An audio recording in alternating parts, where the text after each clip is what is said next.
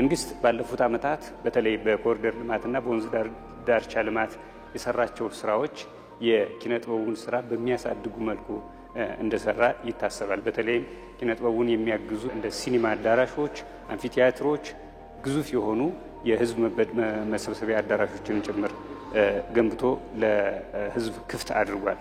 ከነዚህ መካከል ሲኒማ አድዋ በአድዋ ሙዚየም የተገነባው ነው።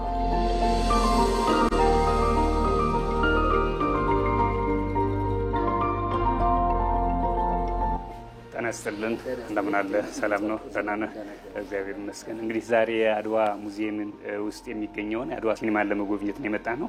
ባክህ ራስህን አስተዋውቀንና እንጀምር። እሺ እንኳን ደህና መጣችሁ። ዘሪሁን ታዬ ይባላለሁ። የአድዋ ሲኒማ ስራ አስኪያጅ ነኝ። የኢትዮጵያ ፊልም በአሁኑ ሰዓት ከስክሪን ወጥቷል። ከስክሪን ወጥቶ የዩቲዩብ ፊልም ብቻ እየሆነ እየተመረተ ነው ያለው። ለዩቲዩብ የሚሰሩ ፊልሞች ደግሞ ለብዙሃኑ ተደራሽ አይሆኑም። ምክንያቱም በጣም ጥቂት ናቸው ዩቲዩብን ተጠቅመው ፊልም የሚያዩ ሰዎች። ስለዚህ እንዲህ አይነት የገዘፈ ሲኒማ ቤት በገዘፈው የታሪክ ማዕከል ውስጥ መገንባቱ ለሲኒማው ኢንዱስትሪ ትልቅ አቅም ሆኗል። 500 ሰዎችን በአንድ ጊዜ ማስተናገድ ይችላሉ። በየአንድ ሰዓት ልዩነት ፊልሞች ይታያሉ። ይሄ ማለት በቀን 8 ጊዜ ፊልም ይታይበታል ነው። በቅርቡ ደግሞ በወር አንድ ቀን ይህንን ግቢ የኪነጥበብ ማዕከል ማድረግ እንፈልጋለን። የአድዋ ስኬት አንዱ ኪነጥበብ ነው። የድሉ ካስማ ኪነጥበብ ነው። ስለዚህ የዚህ ቤት ካስማ እንዲሆን እየሰራ ነው ኪነጥበብ። በቅርቡ በዋናው የቲያትር ማዕከል ውስጥ በዋናው ፓን አፍሪካ አዳራሽ ውስጥ ቋሚ የቲያትር እይታ ደግሞ እንጀምራለን በወር አንድ ቀን። ሰዎች ወደ ሲኒማ እንዲመለሱ ለማድረግ ስራዎች መሰራት እንዳለባቸው ይታወቃል። የእንደዚህ አይነት መሰረተ ልማቶች በከተማ አስተዳደሩ መገንባታቸው ጥቅሙ ምንድነው ብለህ ታስባለህ? ዛሬ ፊልም ለመስራት በትንሹ ከ1 ሚሊዮን ብር በላይ ታወጣለህ። ስለዚህ 1 ሚሊዮን ብር አውጥተህ መልሰህ የማታገኘው ፊልም ለምን ትሰራለህ? ስለዚህ ባለ ፊልም ወዴት ሄደ መታው የመጀመሪያ ምርጫ።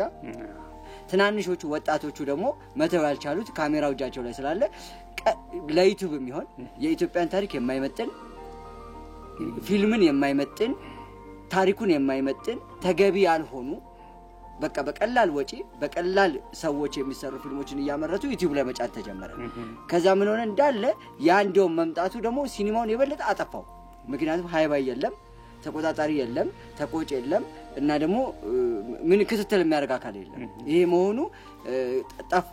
እንዲህ አይነት አሁን ይሄ ሲኒማ ቤት በመከፈቱና በቅርቡ አንዳንድ ቦታዎች ላይ እንዲህ አይነት ሲኒማ ቤቶች በመምጣታቸው የታዩ ለውጦች አሉ። የሚታይ ባለሙያው ለመመለስ ፍላጎት እያሳየ አሁን በቅርቡ እኔ እንኳን በመረጃ ማቃቸው 5-6 ፊልሞች በትልልቅ ደረጃ እየተሰሩ ነው፣ እያለቁም ነው።